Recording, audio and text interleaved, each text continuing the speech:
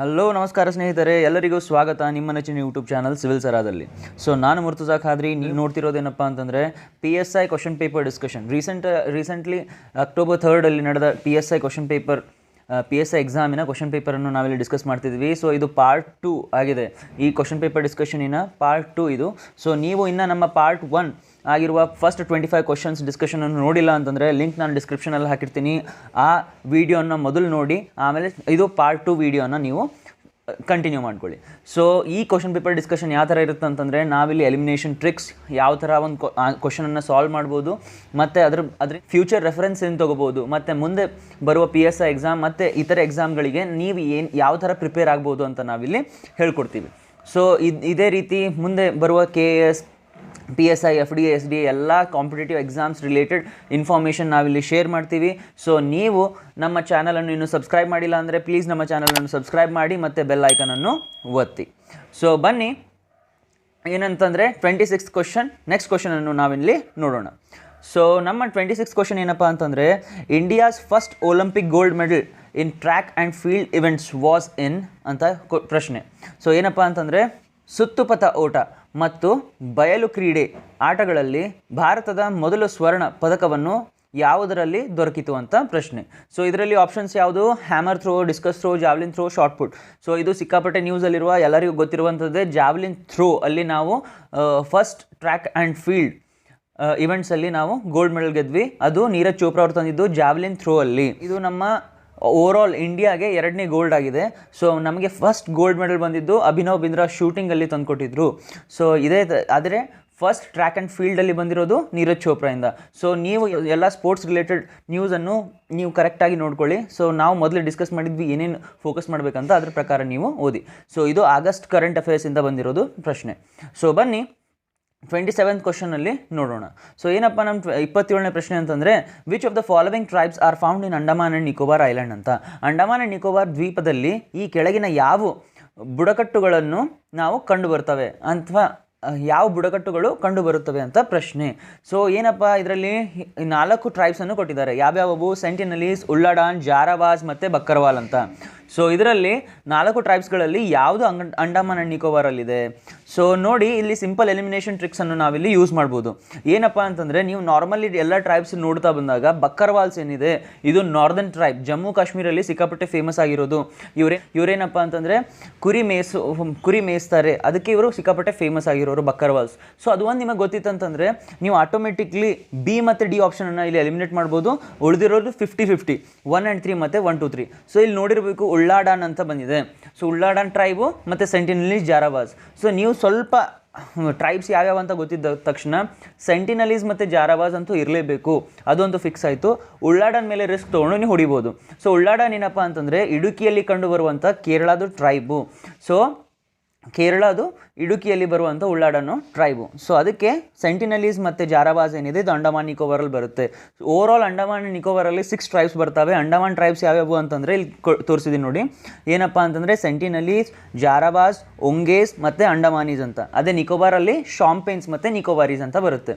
So ಇದೇ ರೀತಿ ಬೇರೆ ಬೇರೆ ಎಲ್ಲ ಇಂಪಾರ್ಟೆಂಟ್ ಟ್ರೈಬ್ಸನ್ನು ನೀವು ನೋಡ್ಕೊಳ್ಳಿ. ಸೊ ಐ ಹೋಪ್ ನಿಮಗೆ ಇದು ಎಲ್ಲ ಅರ್ಥ ಆಯಿತು ಅಂತ ಅನ್ಕೋತೀನಿ. ಬನ್ನಿ ನೆಕ್ಸ್ಟ್ ಪ್ರಶ್ನೆಯನ್ನು ನೋಡೋಣ. ಸೊ ಯಾವಾಗಲೂ ಟ್ರೈಬ್ಸು ಇವೆಲ್ಲ ಇಂಪಾರ್ಟೆಂಟ್ ಆಗಿರುತ್ತೆ. ಸೊ 28th ಕ್ವಶನ್ ಏನಪ್ಪ ಅಂತಂದರೆ, the lake formed by wind action is called ಅಂತ. ಏನಪ್ಪ ಅಂತಂದರೆ ಗಾಳಿ ಕ್ರಿಯೆಯಿಂದ ರೂಪುಗೊಂಡ ಸರೋವರವನ್ನು ಏನೆಂದು ಕರೆಯುತ್ತಾರೆ ಅಂತ ಪ್ರಶ್ನೆ. ಸೊ ಇದರಲ್ಲಿ 4 ಆಪ್ಷನ್ಸ್ ಕೊಟ್ಟಿದ್ದಾರೆ: ಫ್ಲೂವಿಯಲ್, ಏಯೋಲಿಯನ್ ಮತ್ತು ಆಕ್ಸ್ಬೋ ಮತ್ತು ಶೋರ್ಲೈನ್ ಅಂತ. ಓಕೆ, ಈ 4 ಆಪ್ಷನ್ಗಳಲ್ಲಿ ಯಾವುದು ಕರೆಕ್ಟ್ ಆಪ್ಷನ್ ಅಂತ. ಸೊ ಇಲ್ಲಿ ವಿಂಡ್ ಆ್ಯಕ್ಷನಿಂದ ಆಗೋದು ಯಾವುದಪ್ಪ ಅಂತಂದರೆ ಏಯೋಲಿಯನ್ ಅಂತ. ಏಯೋಲಿಯನ್ ನಿಮಗೆ ಇನ್ನೂ ಲೇಕ್ ಫಾರ್ಮೇಷನ್ಸ್ ಯಾವ್ಯಾವು ಗೊತ್ತಿಲ್ಲ ಅಂತಂದರೆ, different types of lake formation ಬರುತ್ತೆ. Fluvial lake, aeolian lake, oxbow lake, shoreline lake, tectonic lake, volcanic lake, glacial lake ಅಂತ. ಇವು ಯಾವ್ಯಾವು ಅಂತ ನಾವಿಲ್ಲಿ ತಿಳ್ಕೊಳ್ಳೋಣ ಬನ್ನಿ. ಸೊ ಫ್ಲೂವಿಯಲ್ ಲೇಕ್ ಅಂತಂದ್ರೆ ಏನಪ್ಪ, ರನ್ನಿಂಗ್ ವಾಟರಿಂದ ಆಗೋದು. ಸೊ ನೀರು ಹರಿಯುವುದರಿಂದ ಆಗುವಂಥ ಲೇಕ್, ರೂಪುಗೊಳ್ಳುವಂಥ ಲೇಕ್ ಯಾವುದಪ್ಪ ಅಂತಂದರೆ ಫ್ಲೂವಿಯಲ್ ಲೇಕ್. ಏಯೋಲಿಯನ್ ಅಂತಂದರೆ ವಿಂಡ್ ಆ್ಯಕ್ಷನಿಂದ ಆಗುವಂಥದ್ದು. ಆಕ್ಸ್ಬೋ ಲೇಕ್ ಅಂತಂದರೆ ರಿಸಲ್ಟ್ ಆಫ್ ಮಿಯಾಂಡರ್ಸ್, ಅಂದರೆ ಅಂಕುಡೊಂಕಾಗಿ ಏನು ರಿವರ್ ಹೋಗುತ್ತಲ್ಲ, ಸೊ ಅಂಕುಡೊಂಕಾಗಿ ಹೋದ ತಕ್ಷಣ ಈ ಥರ ಏನು ಹೋಗ್ತಿರುತ್ತಲ್ಲ, ಸೊ ಈ ಪಾರ್ಟಲ್ಲಿ ಏನಾಗುತ್ತೆ, ಈ ಸಿ ಏನಾಗುತ್ತೆ, ಆಮೇಲೆ ಒಂದು ಲೇಕ್ ಥರ ಉಳ್ಕೊಂಡ್ಬಿಡುತ್ತೆ. So ಅದಕ್ಕೇನಂತಂತಾರೆ ಆಕ್ಸ್ಬೋ lake. ಏನು ಅಂಕುಡೊಂಕಾಗಿ ಹೋದ ತಕ್ಷಣ ಒಂದು ಕಡೆ ಅದು ಬರ್ತಾ ಬರ್ತಾ ಏನಾಗುತ್ತೆ ಮತ್ತು ಸ್ಟ್ರೇಟ್ ಆಗುತ್ತೆ. ಈ ಥರ ಒಂದು ಲೇಕ್ ಏನು ಉಳ್ಕೊಂಡ್ಬಿಡುತ್ತೆ, ಅದಕ್ಕೆ ಆಕ್ಸ್ಬೋ ಲೇಕ್ ಅಂತ ಕರೆಯುತ್ತಾರೆ.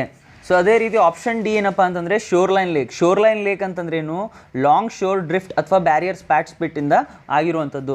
ಏನಪ್ಪ ಅಂತಂದರೆ ಈಗ ಸಮುದ್ರದಲ್ಲಿ ಅದ್ರ ಪಕ್ಕನೇ ಇನ್ನೊಂದು ಲೇಕ್ ಆಗಿರುತ್ತೆ, ಶೋರಿಂದ ಫಾರ್ಮ್ ಆಗಿರುತ್ತೆ.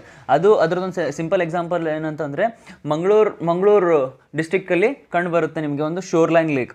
ಸೊ ಅದೇ ರೀತಿ ಇನ್ನೊಂದು 3 ಯಾವಪ್ಪ ಅಂತಂದರೆ ಟೆಕ್ಟಾನಿಕ್ ಲೇಕ್, ವೋಲ್ಕ್ಯಾನಿಕ್ ಲೇಕ್ ಮತ್ತು ಗ್ಲೇಷಿಯರ್ ಲೇಕ್ ಅಂತ. ಟೆಕ್ಟಾನಿಕ್ ಲೇಕ್ ಅಂತಂದರೆ ಅರ್ಥ್ವೇಕಿಂದ ಆಗಿರುವಂಥದ್ದಕ್ಕೆ ಟೆಕ್ಟಾನಿಕ್ ಲೇಕ್ ಅಂತ ಹೇಳ್ತಾರೆ. ಅದೇ ರೀತಿ ವೋಲ್ಕ್ಯಾನಿಕ್ ಲೇಕ್ ಅಂತಂದರೆ ವೋಲ್ಕ್ಯಾನೋಸ್ ಪ್ರೊಡ್ಯೂಸ್ ಆಗಿದ್ದರಿಂದ ಯಾವುದಾದ್ರೂ ಒಂದು ಲೇಕ್ ಆಗಿರುತ್ತೆ, ಕ್ರೇಟರ್ ಲೇಕ್ ಅಂತ ಕೇಳಿರ್ತಿರಲ್ಲ, ಸೊ ಅದನ್ನು ವೋಲ್ಕ್ಯಾನಿಕ್ ಲೇಕ್ ಆಗಿರುತ್ತೆ. ಆಮೇಲೆ ಗ್ಲೇಷಿಯರ್ ಲೇಕ್ ಅಂದರೆ ಗ್ಲೇಷಿಯಲ್ ಫಾರ್ಮೇಷನಿಂದ ಯಾವುದು ಲೇಕ್ ಆಗಿರುತ್ತೆ ಅದಕ್ಕೆ ಗ್ಲೇಷಿಯರ್ ಲೇಕ್ ಅಂತ ಕರೀತಾರೆ. ಸೊ ಐ ಹೋಪ್ ನಿಮಗೆ ಇವೆಲ್ಲ ಲೇಕ್ಸು ಯಾವ ಥರ ಫಾರ್ಮ್ ಆಗುತ್ತೆ ಅಂತ ಇಲ್ಲಿ ಅರ್ಥ ಆಗಿದೆ ಅಂತ ಅನ್ಕೋತೀನಿ. ಸೊ ಬನ್ನಿ ನೆಕ್ಸ್ಟ್ ಕ್ವಶನ್ ಯಾವುದಂತ ನೋಡೋಣ. ಸೊ ಏನಪ್ಪ ನಮ್ಮದು ಮುಂದಿನ ಪ್ರಶ್ನೆ ಅಂತಂದರೆ 29 ಕ್ವಶನ್ ಏನಂದರೆ consider the following statements regarding the south west monsoon in India ಅಂತ ಕೇಳಿದ್ದಾರೆ. Select the correct ones. ಭಾರತದ ನೈಋತ್ಯ ಮಾನ್ಸೂನ್ ಬಗ್ಗೆ ಈ ಕೆಳಗಿನ ಹೇಳಿಕೆಗಳನ್ನು ಗಮನಿಸಿ ಮತ್ತು ಸರಿಯಾದ ಉತ್ತರವನ್ನು ಆಯ್ಕೆ ಮಾಡಿ ಅಂತ ಪ್ರಶ್ನೆ. ಸೊ ಏನಪ್ಪ, the south west monsoon approaches the Indian land mass in 2 branches, Arabian sea branch ಮತ್ತು ಬೇ ಆಫ್ ಬೆಂಗಾಲ್ ಬ್ರಾಂಚ್ ಅಂತ ಹೇಳಿದ್ದಾರೆ. ಸೊ ಎರಡನೇದೇನು statement, it has the tendency to have break in rainfall ಅಂತ ಹೇಳಿದ್ದಾರೆ. ಸೊ ಮೂರನೇದೇನು, south west monsoon retreats when the permanent wind belts start shifting south ಅಂತ. So south west monsoon retreats when the permanent wind belts start shifting south. So options ಇಲ್ಲಿ 1 and 2, 1 and 3, 1, 2, 3 ಅಂತ. So ಇದು ಏನಪ್ಪ simple statement. ನಿಮ್ಗೆ concept ಗೊತ್ತಿತ್ತು ಅಂತಂದರೆ easily answer ಮಾಡ್ಬೋದು. ಇದು ಬೇಸಿಕ್ ಜಾಗ್ರಫಿ ಕ್ವಶನ್ನು. ಮಾನ್ಸೂನ್ ಯಾವ ಥರ ಬರುತ್ತೆ, ಮುಂಗಾರು ಮಳೆ ಯಾವ ಥರ ಬರುತ್ತೆ, ಅದು ಮತ್ತು ಮಾನ್ಸೂನಿಗೆ ಮಳೆ ಬರಬೇಕಾದ್ರೆ ಏನೇನು ಇಂಪಾರ್ಟೆಂಟ್ ಕಾಸಸ್ ಏನು, ಇವೆಲ್ಲ ಭಾಳ ಎಲ್ಲ ಎಕ್ಸಾಮ್ಸಲ್ಲೂ ಕೇಳುವಂಥ ಪ್ರಾಬಬಲ್ ಕ್ವಶನ್ ಆಗಿರುತ್ತೆ, ನಿಮಗೆ ಗೊತ್ತಿರಬೇಕು. ಸೊ ಇಲ್ಲಿ ಮೊದಲನೇ ಸ್ಟೇಟ್ಮೆಂಟ್ ಏನು, the south west monsoon approaches Indian land mass in 2 branches, Arabian sea ಮತ್ತು ಬೇ ಆಫ್ ಬೆಂಗಾಲ್. ಸೊ ನಿಮಗಂತೂ ಇದು ಭಾಳ ಸಿಂಪಲ್. ಏನಪ್ಪ ಅಂತಂದರೆ ಇಲ್ಲಿ ಮಾನ್ಸೂನ್ ಯಾವಾಗಲೂ ಕೇರಳ ನಮ್ಮ ವೆಸ್ಟರ್ನ್ ಘಾಟ್ಸಿಗೆ ಬಂದು ಹತ್ತಿದ ತಕ್ಷಣ ಸೊ ಒಂದು ಸ್ಟ್ರೈಟಾಗಿ ಹೋಗುತ್ತೆ, ಅದನ್ನು ಅರೇಬಿಯನ್ ಸಿ ಬ್ರಾಂಚ್ ಅಂತ ಕರಿತೀವಿ.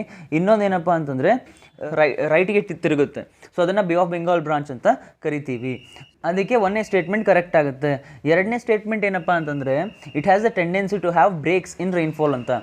ಅಂದರೆ ಮಳೆ ಕಂಟಿನ್ಯೂಸ್ಲಿ ಬರಲ್ಲ, ಅವಾಗ ಬ್ರೇಕ್ ತೊಗೊಂಡು ರೈನ್ಫಾಲ್ ಆಗುತ್ತೆ ಅಂತ.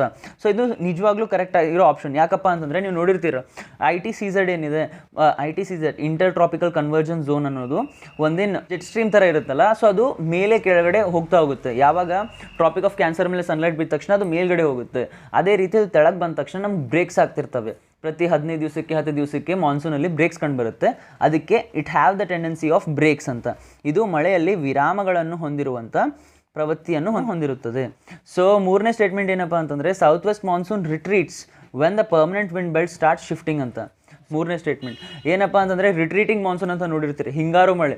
ಏನಪ್ಪ ಸೌತ್ ವೆಸ್ಟ್ ಮಾನ್ಸೂನ್ ಏನಾಗುತ್ತೆ, ಅದೇನು ITCZ ಇದೆ, ಬರ್ತಾ ತೆಳಗಡೆ ಶಿಫ್ಟ್ ಆಗ್ತಾ ಬರುತ್ತೆ. ಸೊ ಅವಾಗೇನು ನಾರ್ತ್ ವೆಸ್ಟಿಂದ ಕೂಡ ಮಳೆ ಬರುತ್ತೆ ತಮಿಳ್ನಾಡು ಅಲ್ಲಿ, ಮತ್ತು ಸದರ್ನ್ ಪಾರ್ಟ್ ಆಫ್ ಕೇರಳ ಅಲ್ಲಿ ಇಲ್ಲಿ ಹಿಂಗಾರುಯಿಂದ ಮಳೆ ಬರುತ್ತೆ. ಸೊ ಅದಕ್ಕೆ ಅದು ನಾರ್ತ್ ವೆಸ್ಟ್ ಮಾನ್ಸೂನ್ ಅಥವಾ ರಿಟ್ರೀಟಿಂಗ್ ಮಾನ್ಸೂನ್ ಅಂತ ಕರಿತೀವಿ. ಸೊ ಐ ಹೋಪ್ ಇಲ್ಲಿ ನಾನೆಲ್ಲ ಹೇಳಿರೋ ಕಾನ್ಸೆಪ್ಟ್ ನಿಮ್ಗೆ ಅರ್ಥ ಆಯಿತು ಅನ್ಕೋತೀನಿ. ಇನ್ನೊಂದು ಸೆಷನ್ ನಾವು ಜಾಗ್ರಫಿ ರಿಲೇಟೆಡ್ ಎಲ್ಲ ಕಾನ್ಸೆಪ್ಟ್ಸನ್ನು ನಾವಲ್ಲಿ ತಿಳ್ಕೊಳ್ಳೋಣ. ಸೊ ಬನ್ನಿ 30ನೇ ಪ್ರಶ್ನೆ ಏನು, ಅದು ಯಾವ ಥರ ಇದೆ ಅಂತ ತಿಳ್ಕೊಳ್ಳೋಣ. 30th ಕ್ವಶನ್ ಏನಪ್ಪ ಅಂದರೆ which of the following committees has recommended the ban on crypto currencies ಅಂತ. ಕ್ರಿಪ್ಟೋ ಕರೆನ್ಸಿ ಬ್ಯಾನ್ ಮೇಲೆ ಯಾವುದು ಕಮಿಟಿ ರೆಕಮೆಂಡ್ ಮಾಡಿದೆ ಅಂತ ಹೇಳಿದ್ದಾರೆ. ಸೊ ಇದರಲ್ಲಿ 4 ಆಪ್ಷನ್ ಯಾವುವು, ಸುಭಾಷ್ ಗರ್ಗ್, PL ಟಂಡನ್, ಕರ್ತಾರ್ ಸಿಂಗ್ ಕಮಿಟಿ ಮತ್ತು JJ ಇರಾನಿ ಅಂತ. ಸೊ ಇದು ಸಿಂಪಲ್ ಎಲಿಮಿನೇಷನ್ ಮೆಥಡ್ ಮತ್ತು ಭಾಳ ಸಿಕ್ಕಾಪಟ್ಟೆ ನ್ಯೂಸಲ್ಲಿರುವ ಒಂದು ಮೋಸ್ಟ್ ಪ್ರಾಬಬಲ್ ಕ್ವಶನ್. ಇದರ ಆನ್ಸರ್ ಏನು, ಸುಭಾಷ್ ಚಂದ್ರ ಗರ್ಗ್ ಕಮಿಟಿ ಅಂತ. ಸೊ ಅದೇ ರೀತಿ ಬೇರೆ ಕಮಿಟಿಗಳು ಯಾವ್ಯಾವು, ಇಲ್ಲಿ ಆಪ್ಷನ್ಸ್ಗಳಿಂದ ಕೊಟ್ಟಿರೋ ಕಮಿಟೀಸ್ ಯಾವ್ಯಾವು ಅಂತ ನಾವಿಲ್ಲಿ ತಿಳ್ಕೊಳ್ಳೋಣ. ಸೊ ಏನಂತಂದರೆ PL ಟಂಡನ್ ಕಮಿಟಿ ಇದೇನು ಹೇಳುತ್ತೆ, guidelines for the commercial bank ಬಗ್ಗೆ ಬರುವ ಗೈಡ್ಲೈನ್ಸನ್ನು PL ಟಂಡನ್ ಕಮಿಟಿ ಹೇಳುತ್ತೆ. ಅದೇ ರೀತಿ ಕರ್ತಾರ್ ಸಿಂಗ್ ಕಮಿಟಿ ಏನು ಹೇಳುತ್ತೆ, on multipurpose worker on health and family planning ಬಗ್ಗೆ ಇದು ರೆಕಮೆಂಡೇಶನ್ ಕೊಡುತ್ತೆ. ಅದೇ ರೀತಿ JJ ಇರಾನಿ ಕಮಿಟಿ ಏನು ಕೊಡುತ್ತೆ, ಆನ್ ಕಂಪನಿ ಲಾಸ್, ಯಾವ ಥರ ಕಂಪನಿ ಲಾಸ್ ಇದೆ ಅದ್ರ ಮೇಲೆ ಕೊಡೋದಕ್ಕೆ JJ ಇರಾನಿ ಕಮಿಟಿಯನ್ನು ರೆಕಮೆಂಡೇಶನ್ಸ್ ಮಾಡ್ತವೆ. ಸೊ ಅದೇ ರೀತಿ ಈಗ ಬೇರೆ ಇಂಪಾರ್ಟೆಂಟ್ ಯಾವ್ಯಾವ ಕಮಿಟೀಸ್ ಫಾರ್ಮ್ ಮಾಡಿದ್ದಾರೆ, ಅದರ ರೆಕಮೆಂಡೇಶನ್ಸ್ ಏನು, ಅದ್ರ ಬಗ್ಗೆ ನೀವು ಒಂದು ಸಪ್ರೇಟ್ ಲಿಸ್ಟ್ ಇಟ್ಕೊಳ್ಳಿ, ಅದೇ ರೀತಿ ಪ್ರಿಪ್ರೇಷನ್ ಮಾಡಿ. ಸೊ ಬನ್ನಿ 31st ಕ್ವಶನ್ ಅನ್ನು ನೋಡೋಣ. ಏನಿದು 31st ಕ್ವಶನ್ ಅಂತ. So which state government has recently announced the new population policy for 2021 and 2030 ಅಂತ. ಇಲ್ಲಿ ಪ್ರಶ್ನೆ. ಸೊ ಆಪ್ಷನ್ ಯಾವ್ಯಾವು? ಮಹಾರಾಷ್ಟ್ರ, ಉತ್ತರ ಪ್ರದೇಶ್, ಕರ್ನಾಟಕ, ವೆಸ್ಟ್ ಬೆಂಗಾಲ್ ಅಂತ. ಸೊ ಏನಕ್ಕೆ ಇದು ನ್ಯೂ ಪಾಪ್ಯುಲೇಷನ್ ಪಾಲಿಸಿ? ಸೊ ಇದರ ಆನ್ಸರ್ ಏನು? ಉತ್ತರ ಪ್ರದೇಶ್ ಏನು ಮಾಡಿದೆ, ರೀಸೆಂಟ್ಲಿ ಒಂದು ನ್ಯೂ ಪಾಪ್ಯುಲೇಷನ್ ಪಾಲಿಸಿ ತಂದಿದೆ. ಎದಕ್ಕೆ? To promote 2 child policy. ಅಲ್ಲಿ ಸಿಕ್ಕಾಪಟ್ಟೆ ಪಾಪ್ಯುಲೇಷನ್ ಬೆಳೀತಿದೆಯಲ್ಲ, ಅದನ್ನು ಕಂಟ್ರೋಲ್ ಮಾಡೋದಕ್ಕೆ ಅಂತ ಉತ್ತರ ಪ್ರದೇಶ ಅವ್ರು ಏನು ಮಾಡಿದ್ದಾರೆ, ನ್ಯೂ ಪಾಪ್ಯುಲೇಷನ್ ಪಾಲಿಸಿ ತಂದಿದ್ದಾರೆ. ಸೊ ಇದನ್ನು ಯಾವ ಥರ ಏನು ಮಾಡುತ್ತಪ್ಪ ಇದು ಅಂತಂದರೆ, to bring down the gross fertility rate among woman to 2.1. ಏನಪ್ಪ ಅದರ ಫರ್ಟಿಲಿಟಿ ರೇಟ್ನ 2.1ಗೆ ತರಬೇಕು ಅಂತ ಅವರು ಈ ನ್ಯೂ ಪಾಪ್ಯುಲೇಷನ್ ಪಾಲಿಸಿ ಮಾಡಿದ್ದಾರೆ. ಯಾವಾಗ? ಬೈ 2026. ಅದೇ ರೀತಿ 1.9 ಅಷ್ಟು ಫರ್ಟಿಲಿಟಿ ರೇಟ್ ತರಬೇಕು. ಯಾವಾಗ? 2030 ಅಷ್ಟಿಗೆ. ಸೊ ಇದು ಅವರ ಟಾರ್ಗೆಟ್. ಇಲ್ಲೇನು ಮಾಡ್ತಾರೆಪ್ಪ ಅಂತಂದರೆ, ನೀವು 2ಕ್ಕಿಂತ ಜಾಸ್ತಿ ಮಕ್ಕಳು ಇದ್ದರೆ ಅವರಿಗೆ ಗೌರ್ಮೆಂಟ್ ಫೆಸಿಲಿಟೀಸ್ ಕೊಡಲ್ಲ, ಸ್ಕೀಮ್ಸಲ್ಲಿ ಇನ್ಕ್ಲೂಡ್ ಮಾಡಲ್ಲ, ರೇಷನ್ ಕಾರ್ಡ್ ಕೊಡಲ್ಲ, ಮತ್ತು ಎಲೆಕ್ಷನಿಗೆ ನಿಂದ್ರೋಕ್ಕೆ ಪರ್ಮಿಷನ್ ಕೊಡಲ್ಲ. ಈ ಥರ ವೇರಿಯಸ್ ಅದರ್ ಮೆಷರ್ಸ್ ತೊಗೊಂಡಿದ್ದಾರೆ. ಇದೇ ರೀತಿ ವೇರಿಯಸ್ ಅದರ್ ಸ್ಟೇಟ್ ಗೌರ್ಮೆಂಟ್ಸು ಅದೇ ರೀತಿ ಸ್ಟೆಪ್ಸು ತೊಗೊಂಡಿದ್ದಾರೆ. ಫಾರ್ ಎಕ್ಸಾಂಪಲ್ ಯಾವ್ಯಾವಪ್ಪ ಅಂತಂದರೆ, ಹರಿಯಾಣದಲ್ಲೂ ನ್ಯೂಸಲ್ಲಿ ಕೇಳಿರ್ತೀರ, ಭಾಳಷ್ಟು ಹೊಸ ನ್ಯೂ ಪಾಪ್ಯುಲೇಷನ್ ಪಾಲಿಸಿ ತರಬೇಕು ಇದೇ ರೀತಿ. ಸೊ ಬನ್ನಿ 32nd ಕ್ವಶನ್, 32ನೇ ಪ್ರಶ್ನೆ ಯಾವುದಂತ ನಾವಿಲ್ಲಿ ನೋಡೋಣ. Consider the following statements regarding the Deccan traps and select the correct ones ಅಂತ ಇಲ್ಲಿ ಹೇಳಿದ್ದಾರೆ. ಸೊ ಏನಿದು? ಡೆಕ್ಕನ್ ಟ್ರ್ಯಾಪ್ ಬಗ್ಗೆ ಕೆಳಗಿನ ಹೇಳಿಕೆಗಳನ್ನು ಗಮನಿಸಿ ಮತ್ತು ಸರಿಯಾದ ಉತ್ತರವನ್ನು ಆಯ್ಕೆ ಮಾಡಿ ಅಂತ. ಸೊ ಏನಿದು ಮೊದಲನೇ statement? Flood type of volcanic eruptions are responsible for Deccan trap formation ಅಂತ ಫಸ್ಟ್ ಸ್ಟೇಟ್ಮೆಂಟ್. ಸೆಕೆಂಡ್ ಸ್ಟೇಟ್ಮೆಂಟ್ ಏನು? Black soil is present in the Deccan traps ಅಂತ ಎರಡನೇ ಸ್ಟೇಟ್ಮೆಂಟ್. ಸೊ ಏನಿದು ಡೆಕ್ಕನ್ ಟ್ರ್ಯಾಪ್ಸ್ ಅಂತಂದರೆ, ನೀವು ಈಗ ನೋಡಿರ್ತೀರ, ಡೆಕ್ಕನ್ ಪ್ಲ್ಯಾಟು ಏನಿದೆ ಇದು ವಾಲ್ಕ್ಯಾನಿಕ್ ಎರಪ್ಷನ್ಸಿಂದನೇ ಆಗಿರೋದು. ಸೊ ನಾವಲ್ಲಿ ಸಿಕ್ಕಾಪಟ್ಟೆ ಬ್ಲ್ಯಾಕ್ ಸಾಯಿಲ್ ನೋಡ್ತೀವಿ. ಆ ಬ್ಲ್ಯಾಕ್ ಸಾಯಿಲ್ ಏನಿದೆ ವೋಲ್ಕ್ಯಾನಿಕ್ ಎರಪ್ಷನ್ಸಿಂದ ಬಂದಿರೋದು. ಸೊ ಅಲ್ಲೇನಾಗುತ್ತೆ, ಡೆಕ್ಕನ್ ಟ್ರ್ಯಾಪ್ಸ್ ಅಂತಂದ್ರೇನು, ಥಿಕ್ನೆಸ್ ಡ್ಯೂ ಟು ಬಸಾಲ್ಟಿಕ್ ಲಾವಾದಿಂದ ಏನಾಗುತ್ತೆ, ಒಂದು 5 lakh ಸ್ಕ್ವೇರ್ ಕಿಲೋಮೀಟ್ರಷ್ಟು ಬ್ಲ್ಯಾಕ್ ಸಾಯಿಲು ನಮ್ಮ ಡೆಕ್ಕನ್ ಪ್ಲೇಟುವಲ್ಲಿ ಬಂದಿದೆ.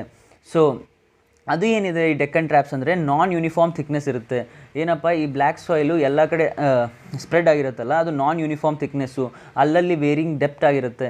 ಅದು ಯಾವ ಥರ ಅಂತಂದರೆ, ಈಗಿದು ಈ ಥರ ಒಂದು ಟ್ರ್ಯಾಪ್ಸ್ ಥರ ಆಗಿರುತ್ತೆ. ಡ್ಯೂ ಟು ಇರೋಷನ್ ಏನಾಗುತ್ತೆ, ಒಂದು ಸಪ್ರೇಟ್ ಟ್ರ್ಯಾಪ್ಸ್ ಥರ ಕ್ರಿಯೇಟ್ ಆಗುತ್ತೆ. ಸೊ ಅದಕ್ಕೇನಂತಾರೆ, ಡೆಕ್ಕನ್ ಟ್ರ್ಯಾಪ್ಸ್ ಅಂತ ಕರೀತಾರೆ. ಇದು ವೇರಿಯಸ್ ಈಗ ನಮ್ಮದು ಕರ್ನಾಟಕದಲ್ಲಿ, ತಮಿಳ್ನಾಡು ಮತ್ತು ಮಹಾರಾಷ್ಟ್ರ ಇಲ್ಲಿ ಎಲ್ಲ ಕಡೆಯೂ ನೀವು ಇದನ್ನು ಕಾಣ್ಬೋದು, ಈ ಥರ ಡೆಕ್ಕನ್ ಟ್ರ್ಯಾಪ್ಸನ್ನು. ಸೊ ಐ ಹೋಪ್ ನಿಮಗೆ ಇದು ಡೆಕ್ಕನ್ ಟ್ರ್ಯಾಪ್ ಏನಂತ ಅರ್ಥ ಆಗಿದೆ ಅಂತ ಅನ್ಕೋತೀನಿ. ಮತ್ತು ಜಾಗ್ರಫಿ ಲೆಕ್ಚರ್ಸ್ ನಾವು ಯಾವಾಗ ಮಾಡ್ತೀವಿ ಆವಾಗ ಇದು ಪೂರ್ತಿ ಕಾನ್ಸೆಪ್ಟನ್ನು ನಾವು ಕರೆಕ್ಟಾಗಿ ನಿಮಗೆ ಅರ್ಥ ಮಾಡಿಸ್ತೀವಿ. ಸೊ ಬನ್ನಿ 33ನೇ ಪ್ರಶ್ನೆ ಏನು ಅಂತ ನೋಡೋಣ.